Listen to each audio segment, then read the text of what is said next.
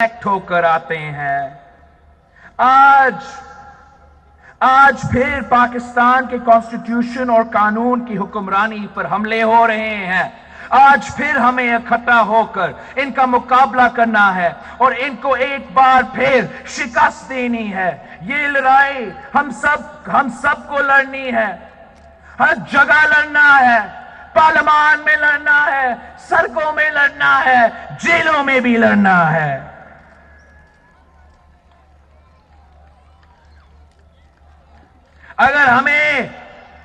اگر ہمیں پارلیمان میں نہیں بولنے دیں گے تو ہم پھر سڑکوں پر بولیں گے۔ اگر ہمیں جیلوں میں ڈالا جائے گا تو پھر ہماری حق کی صدا جیلوں کی دیواریں ہلا دیں گی۔ کس کس کو جیل میں ڈالیں گے؟ کبھی کوئی عوام کو بھی جیلوں میں ڈال سکا ہے؟ کبھی سمندر بھی قید ہوا ہے؟ کیا کبھی جیل نے سچ کو قید رکھا ہے؟ ان کو تو پابندیاں لگانے کا بڑا شوق ہے۔ مثبت رپورٹنگ کے علاوہ ہر خبر پہ پابندی، ٹی وی پہ پابندی، نیوز پیپر پہ پابندی، سلیکٹ بولنے پہ پابندی، یہاں تک کہ ٹک ٹاک پہ بھی پابندی۔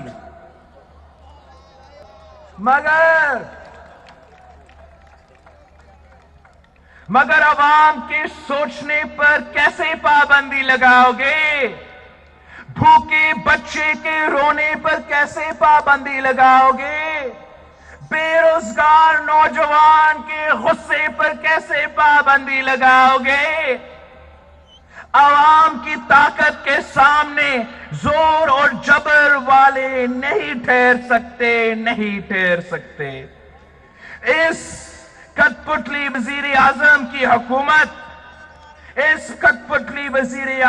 حکومت کی تو بنیاد ہی نہیں ہے، یہ سب ڈھانچہ کھوکھلا ہے۔ کیا یہ سمجھتے ہیں کہ ہم ان کے دھمکیوں سے ڈر جائیں گے؟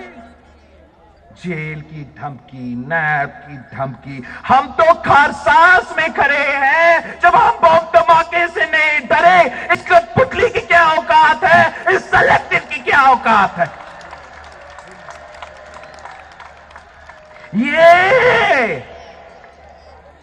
یہ تو شہید ناصر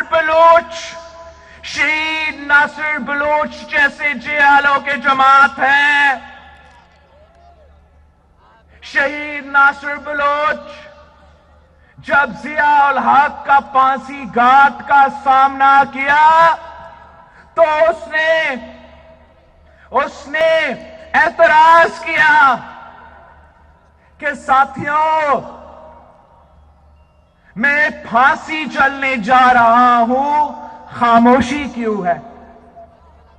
اور پھر پورا جیل گونج اٹھا کہ نعرے بھٹو، جیے بھٹو، نعرے بھٹو، جیے بھٹو۔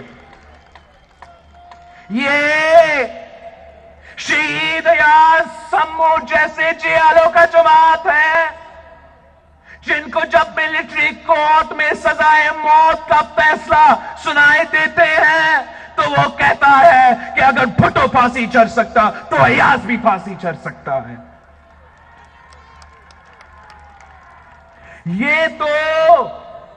یہ تو نظام سمو جیسے جیالوں کی جماعت ہے جس نے 18 اکتوبر پہ شہادت قبول کی، اپنا ماں کا اکلوٹا بیٹا تھا، لیکن جب والدہ سے پوچھا گیا تو والدہ نے کہا کہ یہ تو میرا اکلوٹا بیٹا تھا، اگر 10 بیٹے ہوتے تو 10 بیٹے میں جمہوریت پہ شہید محترمہ بینظیر بھٹو پہ قربان کر دے۔ یہ تو شہید رخسانہ فیصل جیسے بہادر جیالیوں کا جماعت ہے۔ جو اپنا 3-4 سال کی عمر کی بیٹی کو گھر چھوڑ کے کارساز پہنچتی ہے شہید محترمہ بینظیر بھٹو کا سیکیورٹی کرنے کے لیے، شہید محترمہ بینظیر بھٹو کا دفاع کرنے کے لیے، اور اس بات پہ کہ ایک عورت بھی ہوگی جو شہید محترمہ بینظیر بھٹو کی سیکیورٹی میں شریک ہوگی۔ اریسٹ کرنا چاہتے ہو، اریسٹ کرنا چاہتے ہو، شوق پورا کرو، پورا کرو، مگر یہ یاد رکھنا، یہ یاد رکھنا کہ یہ عوام خاموش نہیں بیٹھیں گے۔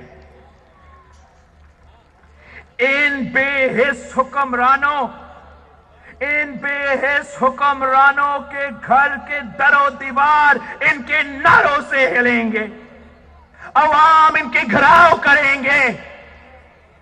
اب ہم اپنے بزرگوں اور گھر کے عورتوں کا گرفتاریاں نہیں دیں گے۔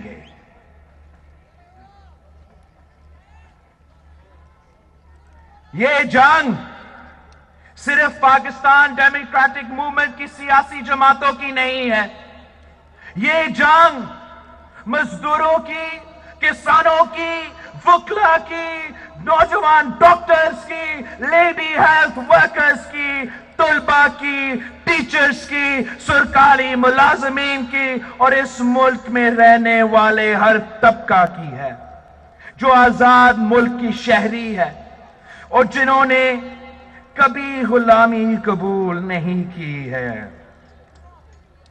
اس وزیر اعظم کو جانا پڑے گا۔ یہ تحریک بھوک، ناانصافی اور عاملیت اور ظلم کے خلاف ہے۔ عوام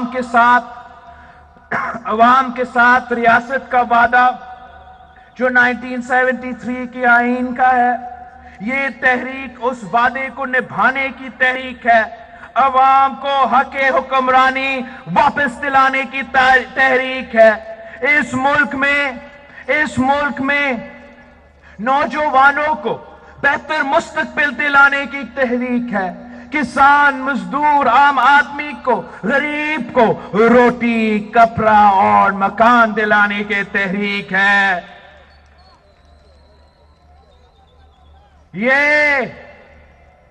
یہ وہ جمہوریت نہیں ہے، یہ وہ جمہوریت نہیں ہے جس کے لیے شہید ذوالفقار علی بھٹو نے شہادت قبول کی، یہ وہ جمہوریت نہیں ہے جس کے لیے شہید محترمہ بینظیر بھٹو نے شہادت قبول کی، یہ وہ جمہوریت نہیں ہے جس کے لیے 200 جیلوں نے 18 اکتوبر 2007 کو شہادت قبول کی۔